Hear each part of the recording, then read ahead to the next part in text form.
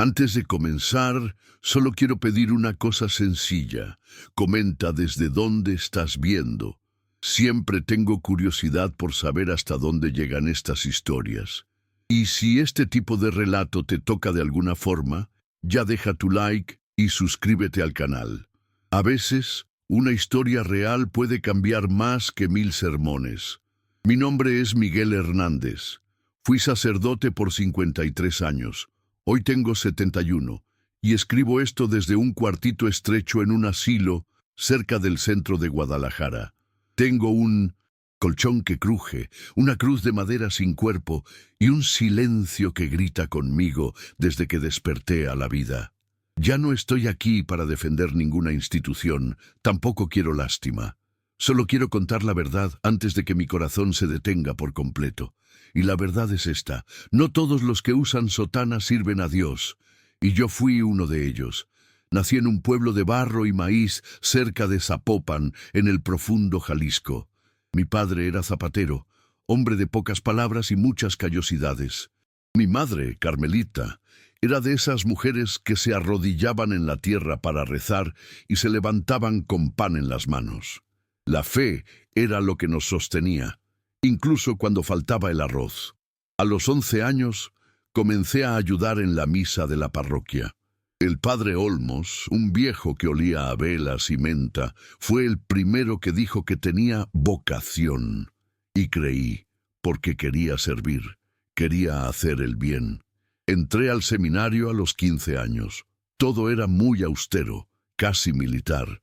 Dormíamos en literas, tomábamos baños fríos y memorizábamos las escrituras como si fueran claves de una caja fuerte.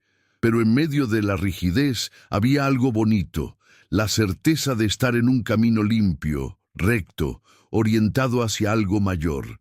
En esos años, mi fe era algo vivo. Visitaba a los enfermos, cargaba sacos de arroz para familias pobres, dormía en suelo de tierra en misiones en el interior de Tonalá. La pobreza no me asustaba, me recordaba de dónde venía, y el Evangelio, en esa época, aún tenía sentido para mí. Las cosas empezaron a cambiar cuando el obispo me llamó a un lado un día y dijo: «Hermano Miguel, tenemos grandes planes para usted». Me sentí halagado. Pensé que era una bendición, pero era otra cosa. Me enviaron a Roma.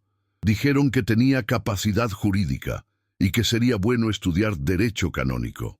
Y fui, con la sotana limpia y el corazón lleno de esperanza.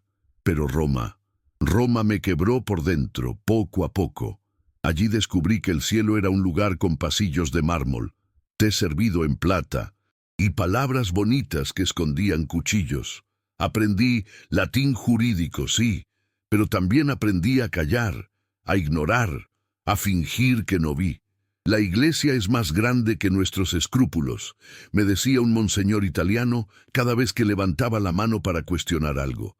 Yo era joven, quería servir y terminé aprendiendo a sobrevivir. Era eso, o ser engullido. Cuando regresé a México, lo hice con un título bajo el brazo y un silencio nuevo en el pecho. Me asignaron un puesto en el tribunal eclesiástico de la arquidiócesis. Suena rimbombante, pero en la práctica era más como una oficina de abogados con sotanas. Empezaban a llegar los casos: nulidades matrimoniales, disputas por herencias, denuncias veladas sobre comportamientos impropios. Y yo, que alguna vez caminé descalzo con los pobres, ahora firmaba documentos con sello dorado, rodeado de secretarios que me llamaban Monseñor Hernández.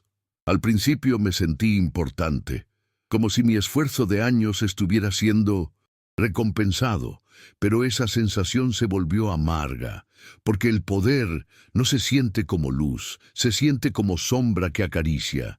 Uno de los primeros casos que me asignaron fue el de un sacerdote acusado de haberse propasado con un adolescente del coro.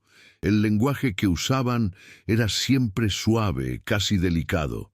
Situación inapropiada, error pastoral, exceso de confianza.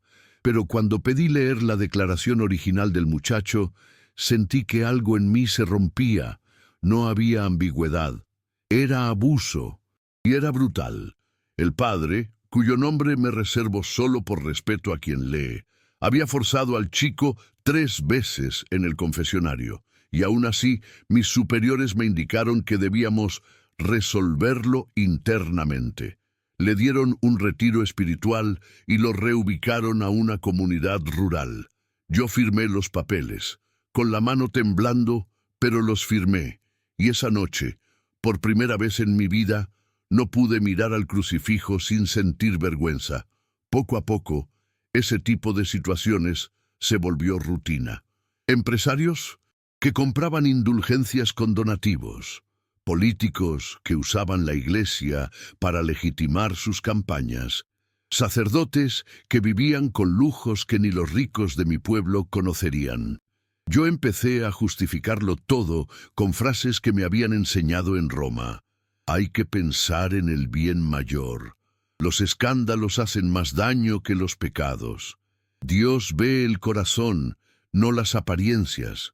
Pero cada vez que repetía esas frases, me sentía más lejos del niño que fui, más lejos de mi madre, que aún rezaba con una vela en las manos y creía que los sacerdotes eran hombres santos.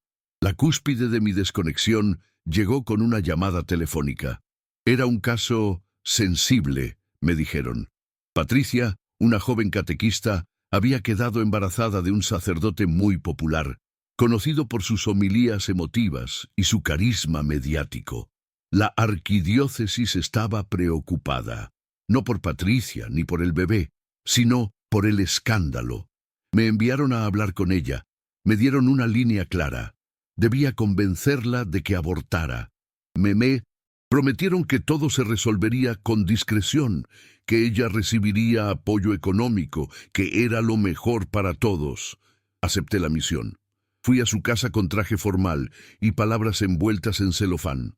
Pero Patricia me miró directo a los ojos y dijo: «Usted no tiene idea de lo que está haciendo, padre. No se da cuenta de que me está pidiendo que mate a mi hijo para salvar la reputación de un hombre que ni siquiera tuvo el valor de venir a decírmelo en persona». Esa noche no dormí. Vi mi reflejo en el vidrio de la ventana del tribunal y no supe quién era ese hombre. Supe que ya no creía en las palabras que predicaba. Supe que mi fe había sido secuestrada por mi miedo. Miedo a perder el respeto de mis colegas. Miedo a enfrentarme a una estructura que no admite grietas. Miedo a quedarme solo. Pero sobre todo, miedo a aceptar que me había convertido en lo que siempre juré combatir: un fariseo con sotana. La muerte de mi madre, meses después, fue el último empujón. En su lecho, me tomó la mano y susurró: «No importa cuán lejos creas haber ido, Miguelito. Dios no se muda. Tú sí puedes volver». Y esas palabras me atravesaron como cuchillo caliente en mantequilla. No me gritó, no me juzgó. Solo me recordó que el Dios al que ella amaba no vivía en los palacios ni en las oficinas. Vivía en el amor simple, en la verdad dicha a tiempo, en el perdón que se pide sin esperar aplausos. Esa noche, mientras ella partía, supe que algo en mí también debía morir para que algo más pudiera nacer. 8 años después volví a ver a Patricia. Fue en una librería pequeña del centro, de esas que huelen a papel viejo y café recién hecho. No nos habíamos vuelto a hablar desde aquella visita. Yo ya no usaba sotana, solo una camisa sencilla y una boina que me regaló un seminarista. Ella iba con su hijo, un niño de ojos negros y firmes que sostenía un libro de dinosaurios. No hubo reproches. Patricia me ofreció un café y se sentó frente a mí con una serenidad que me desarmó. Pensé muchas veces en... «¿Qué le diría si lo volvía a ver?», me dijo. «Pero ahora solo quiero saber una cosa. ¿Usted cambió o solo está huyendo?». No supe qué responder, porque la verdad es que durante años no hice nada. Ni siquiera intenté reparar. Me refugié en la rutina, en la misa, en los eventos litúrgicos. Seguía hablando de amor al prójimo mientras evitaba mirar a los ojos de quienes sabía que habíamos dañado. Pero esa pregunta de Patricia Me quemó por dentro y me obligó a hacer lo que nunca había hecho. Enfrentarme a mí mismo sin escudos. Esa noche comencé a escribir una lista de nombres. No era una lista oficial, era una lista de rostros que habían quedado grabados en mi memoria. Víctimas, testigos, gente que me pidió ayuda y recibió silencio. Esa lista se volvió mi mapa y decidí empezar por el primer nombre, Juan Ramírez. Juanito. El niño que con 11 años había declarado entre lágrimas que el padre Ernesto lo tocaba mientras lo preparaba para su primera comunión. Recuerdo el sobre amarillo con su firma torpe y cómo fue archivado sin que yo dijera una sola palabra. Contactarlo fue lo más difícil que he hecho. Tardé semanas en conseguir su número.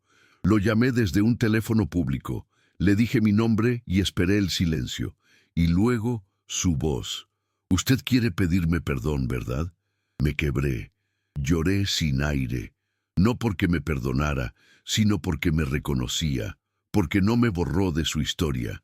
Me citó en un parque a las afueras de Tlaquepaque. Fue un encuentro silencioso. Él ya era adulto, con barba y ojos cansados. Me escuchó. No me interrumpió. Y al final solo dijo, «Yo ya me perdoné a mí mismo. A usted le va a costar más». Después de Juan, vinieron otros.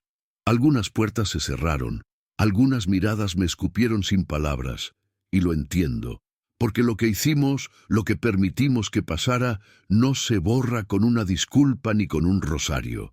A veces salía de esos encuentros con ganas de desaparecer, pero en otros había un tipo raro de alivio, como si abrir las heridas fuera el único modo de limpiarlas.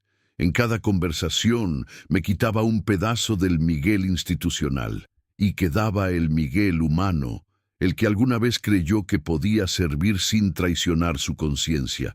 Fue en ese proceso que decidí renunciar a todo, a los títulos, al salario de la arquidiócesis, al auto que me asignaron. Vendí mis pocos bienes, unos libros, una colección de estampas, una radio vieja, y los repartí entre las parroquias rurales que nunca recibían nada.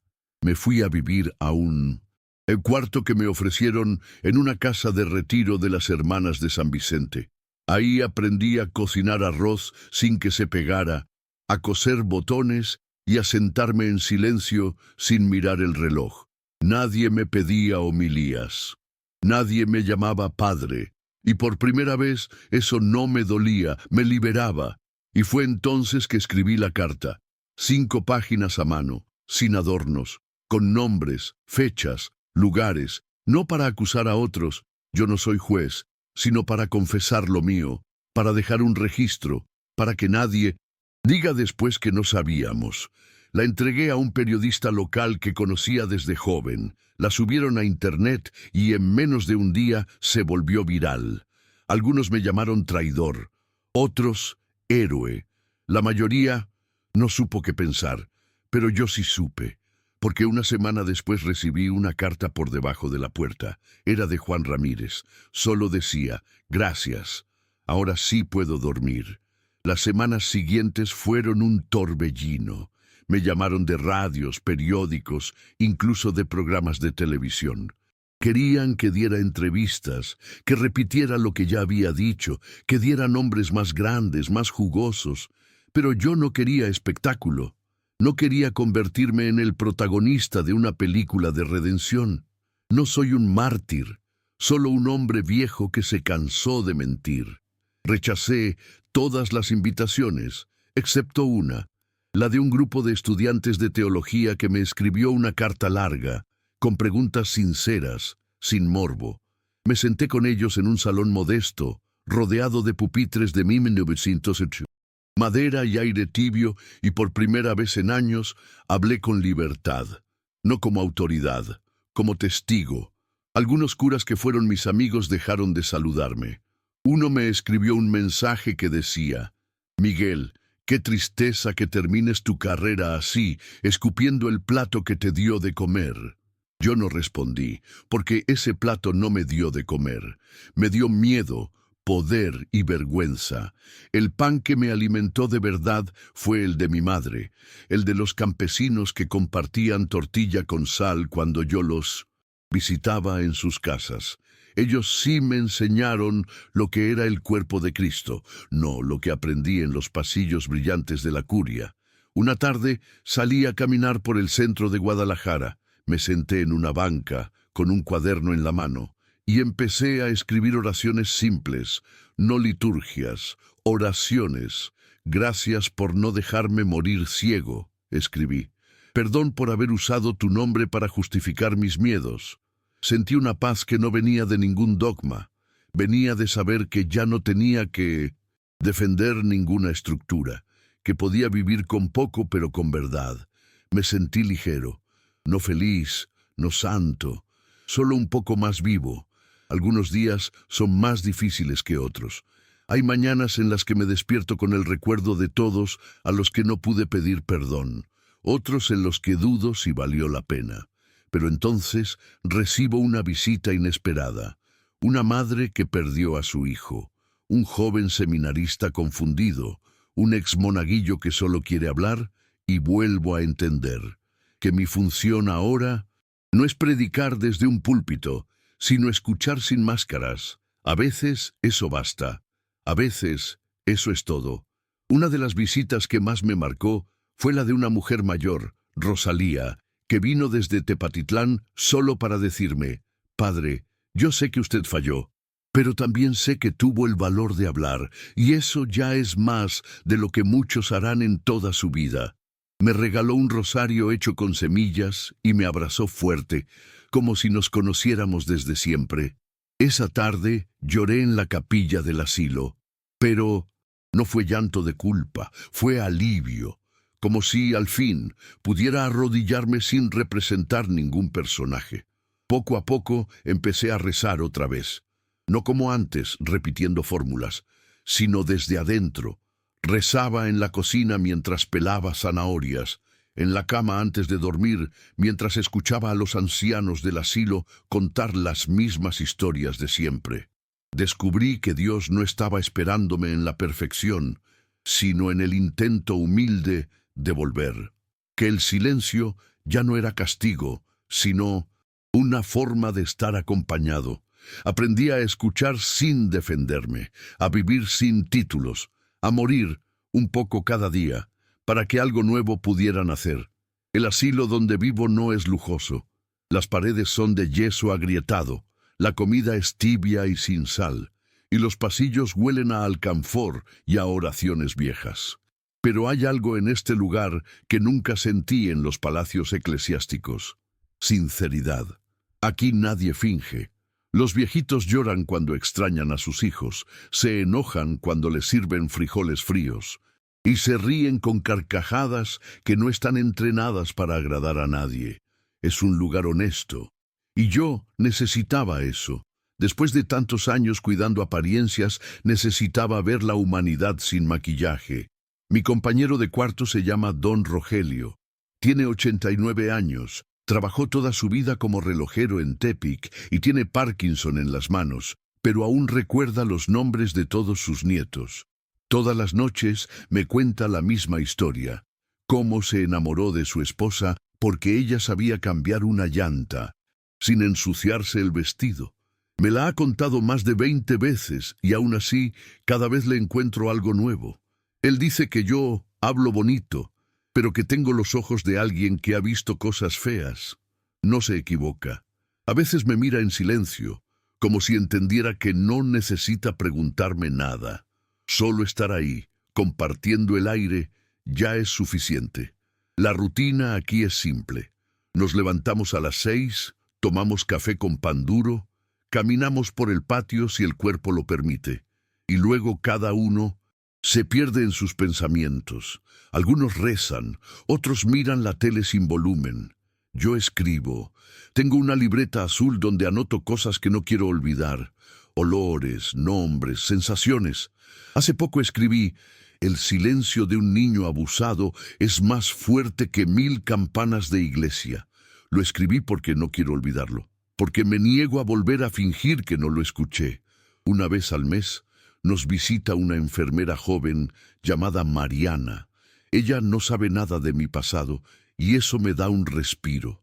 Me trata con una dulzura que no viene de la lástima, sino del respeto. Un día, mientras me tomaba la presión, me dijo: «Usted tiene las manos suaves, padre, como de quien ya soltó todo lo que pesaba». Me quedé callado, pero esa frase me acompañó todo el día, porque creo que tiene razón. Antes apretaba los rosarios como si fueran cadenas. Hoy los dejo pasar entre los dedos como agua, no porque ya no crea, sino porque ahora entiendo que la fe no se impone, se respira. También vienen voluntarios, algunos jóvenes, otros jubilados. Uno de ellos, Esteban, un maestro de secundaria, me trajo un día un libro de poemas de Pedro Casaldáliga. Yo no lo conocía. Me puse a leer en voz baja y me encontré con un verso que me estremeció.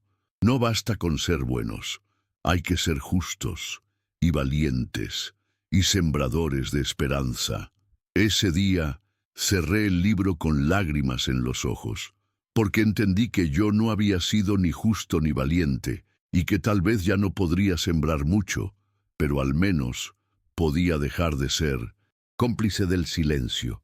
En este asilo aprendí que la vejez no es una maldición, es una tregua, una oportunidad para quedarse con lo esencial.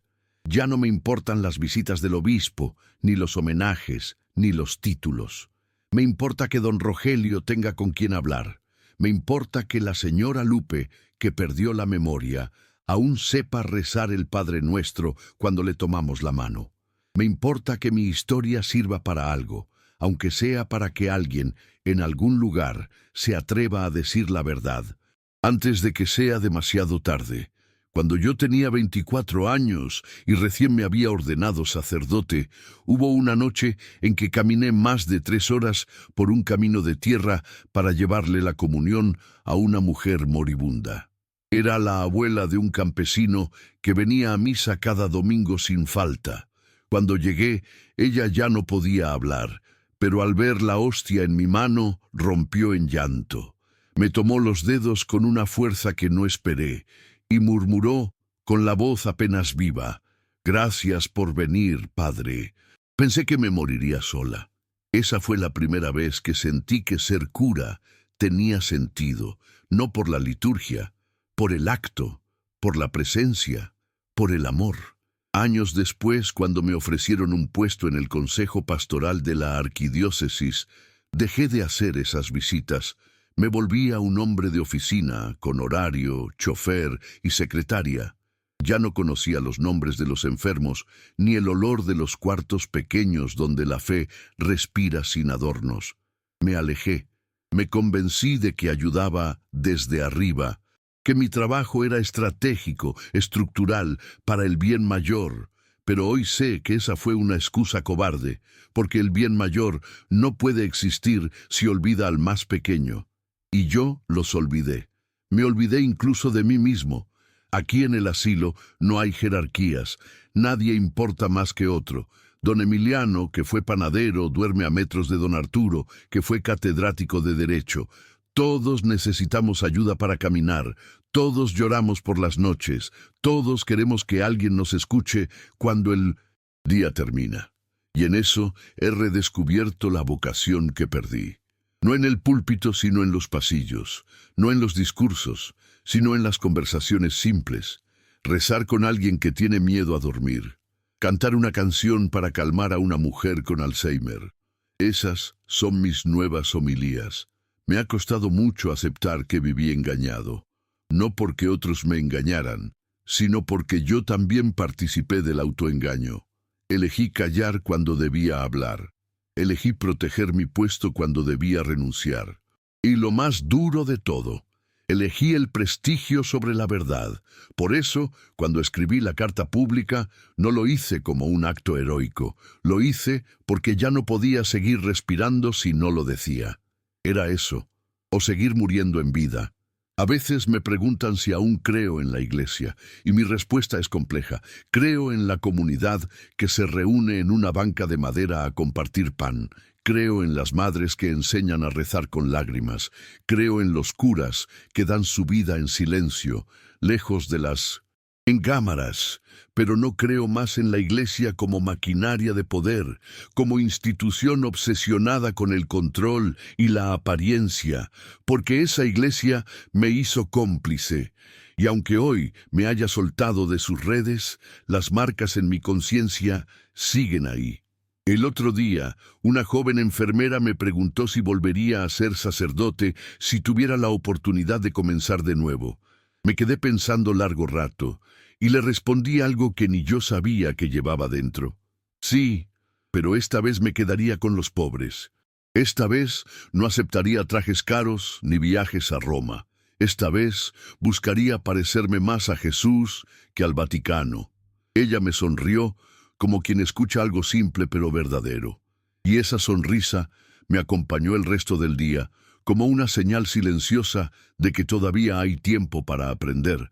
Hace unas semanas encontré en un cajón del asilo una hoja doblada con una homilía antigua. No era mía, era de un sacerdote que ya murió, el padre Anselmo, que trabajó toda su vida en comunidades indígenas del sur. La leí con cuidado. Era sencilla, sin adornos. Hablaba del perdón como un acto de valentía y no de debilidad. Decía que a veces el mayor pecado no es caer, sino negarse a levantarse por miedo a que nos vean sucios. Esa frase me golpeó como pocas cosas, porque yo pasé décadas cuidando que no me vieran sucio, y en ese esfuerzo me olvidé de ser limpio de verdad.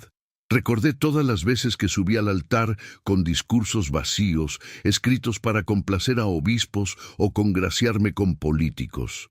Homilías, que hablaban de la misericordia de Dios, mientras yo archivaba denuncias y silenciaba víctimas. Me daba miedo ser humano frente a mi comunidad. Me daba miedo que me vieran frágil. Hoy entiendo que no hay fe verdadera sin fragilidad, que solo el que reconoce su barro puede hablar de esperanza. Los que se creen de mármol terminan quebrándose por dentro sin que nadie lo note. Una tarde, justo después de la cena, doña Irma, una mujer de voz ronca y pasos arrastrados, se acercó con una expresión seria y me dijo: «Padre, mi hermana se está muriendo. ¿Usted podría bendecirla?» Me congelé. Hacía años que no daba una bendición. No porque no pudiera, sino porque no me sentía digno. Pero la miré a los ojos y supe que eso no importaba. Me llevé el pequeño frasco de agua bendita que guardo como recuerdo y entré a la habitación. La hermana de doña Irma estaba inconsciente, pero respiraba con dificultad. Le tomé la mano, recé en voz baja y al final murmuré: «Que el Dios de la verdad te reciba como fuiste, no como esperaban que fueras». No hubo luz divina ni música celestial, solo silencio, y sin embargo, al salir del cuarto, sentí algo que no sentía desde mis primeros años de cura: coherencia, no poder, no superioridad, coherencia entre lo que decía y lo que hacía, como si por un instante mi vida y mis palabras se abrazaran en paz. Esa noche dormí sin pesadillas, y eso, para mí, ya es un milagro. Desde entonces, varios residentes comenzaron a pedirme pequeñas cosas: rezar, un rosario, bendecir un escapulario, escuchar un miedo. Al principio dudé, pensé que estaba volviendo a repetir lo de antes, pero esta vez es distinto, porque no hay micrófonos, ni trajes litúrgicos, ni promesas de ascenso, solo personas frágiles buscando consuelo, y un viejo que, con todo su pasado encima, intenta ofrecerles algo sincero. A veces, lo único que puedo dar es silencio, pero he descubierto que un silencio acompañado también es una forma de oración. He aprendido que la fe no siempre se grita, a veces se susurra. A veces es solo una mano en el hombro, una taza de café compartida, una presencia que no huye cuando el otro llora. Yo, que pasé años firmando documentos en nombre de Dios, hoy solo quiero que mi presencia no lastime más a nadie. Si mi historia puede servir para eso, para que otros se animen a hablar, a arrepentirse, a comenzar de nuevo, entonces no habré perdido del todo mi vocación, solo la habré reencontrado en otra forma. Una mañana, mientras podaba las plantas del patio con unas tijeras viejas, vi entrar a un hombre vestido con camisa clerical y zapatos brillantes. Me llevó un momento reconocerlo. Era el padre Julián, uno de los pocos con los que compartí oficina durante mis años en el tribunal eclesiástico. No era mal hombre, solo obediente. Siempre decía que prefería equivocarse siguiendo órdenes que arriesgarse a pensar solo. Me saludó con una sonrisa tensa. «Miguel, me costó encontrarte». Asentí. No sabía si era una visita fraternal o un ajuste de cuentas. Nos sentamos en una banca del pasillo, lejos de los demás. Me observó con una mezcla de curiosidad y pudor. Me dijo que la carta había causado un terremoto en la arquidiócesis, que algunos obispos se reunieron para discutir si debían emitir una corrección fraterna o simplemente dejar que mi testimonio se apagara con el tiempo. Me lo dijo como si esperara que yo reaccionara, que me justificara, que intentara explicar por qué lo hice, pero yo solo lo miré a los ojos y dije, porque ya no podía callar más. Se quedó callado un rato largo, luego me preguntó, ¿y valió la pena? No lo dijo con ironía, lo dijo con cansancio, como si una parte de él también quisiera romper ese pacto de silencio, pero no supiera cómo. Me tomó unos segundos responder. No sé si valió la pena para mí, pero tal vez sí para los que nunca fueron escuchados. Él asintió, con los ojos vidriosos, y por un instante vi al Julián que conocí de joven, el que creía en la justicia antes de que la estructura lo volviera mudo. Antes de irse, me entregó un sobre. Dentro había una carta anónima que le había llegado a él, escrita por una mujer que relataba abusos cometidos por un sacerdote de provincia hace más de 20 años. «No sé qué hacer con esto», me dijo. «Ya no tengo fuerza». Le devolví la carta. «Haz lo que tu conciencia te diga, pero haz algo. No sé si lo hará, pero el simple hecho de que haya venido, de que haya traído esa carta, me hizo pensar que algo en él también se está rompiendo. Y a veces una grieta es el principio de la luz». Después de su visita me senté solo en la capilla pequeña del asilo. Encendí una vela sin decir palabra. Pensé en todos los Julián que siguen atrapados, en todos los que aún temen hablar. No los juzgo. Yo fui uno de ellos por demasiado tiempo, pero también sé que el precio del silencio es la pérdida del alma, y que no hay estructura, por más santa que se diga, que justifique destruir conciencias para sostener fachadas.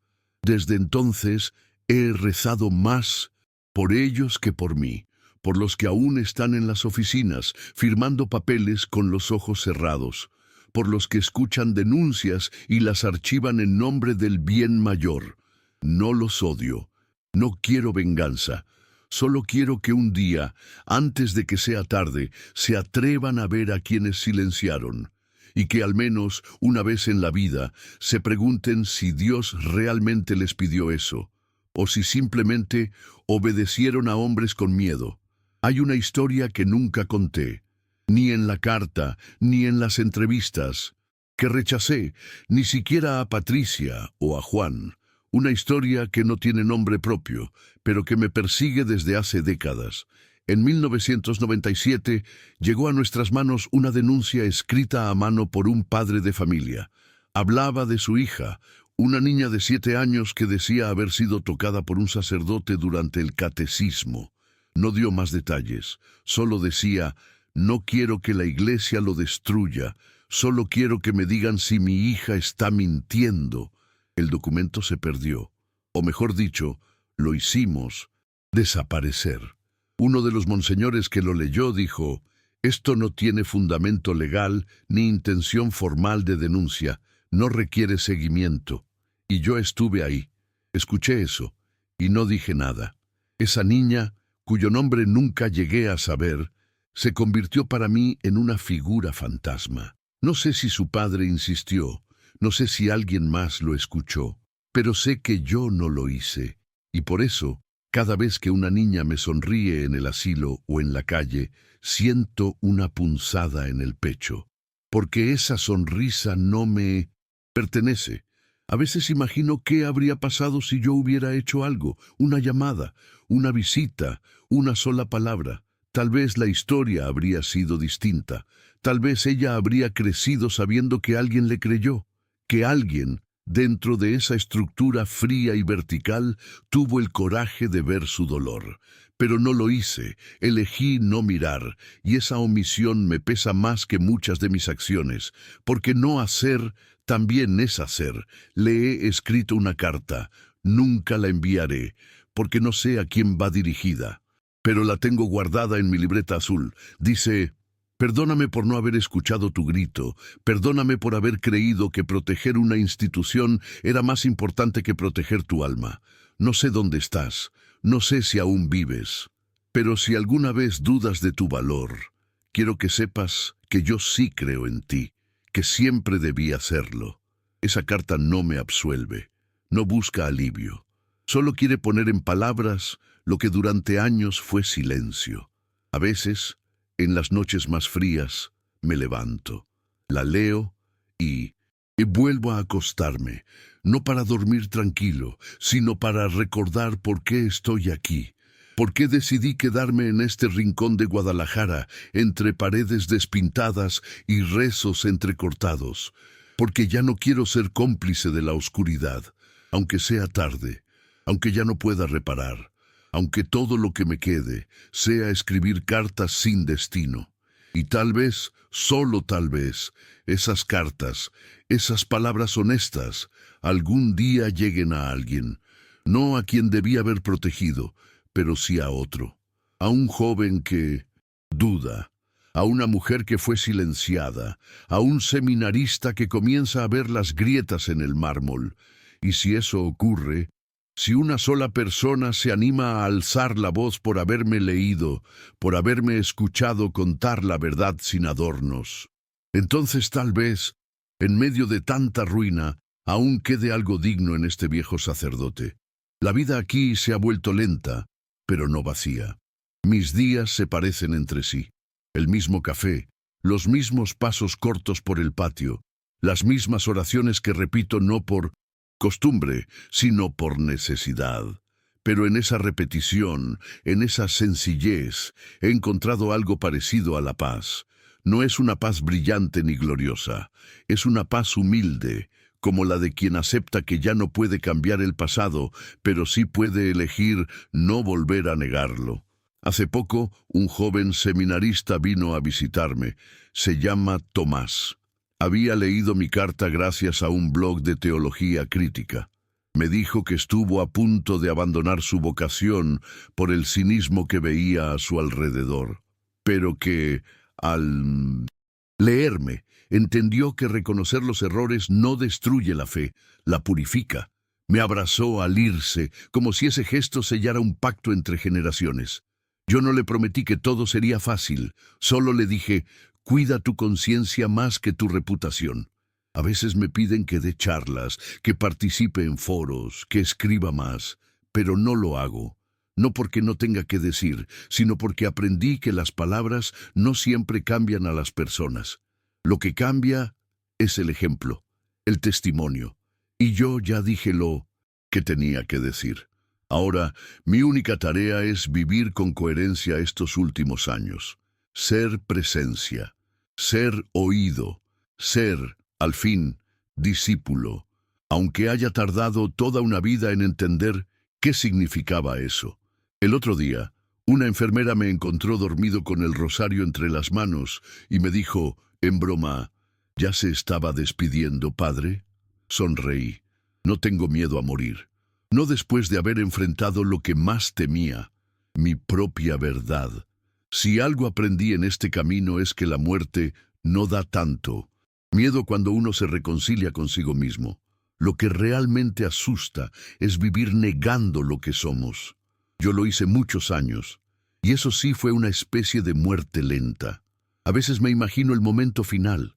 Me gustaría que fuera tranquilo, sin discursos, sin homenajes.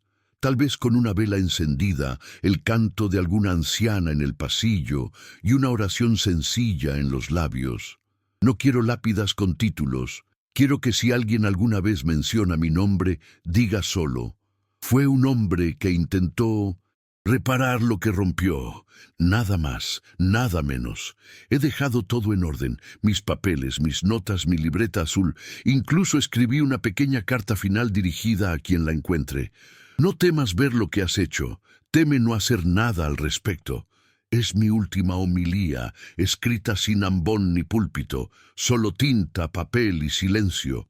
Ojalá alguien la lea algún día, ojalá alguien como yo entienda que nunca es demasiado tarde para dejar de ser fariseo y comenzar a ser discípulo. Mi salud se ha ido apagando sin drama. El corazón late más lento.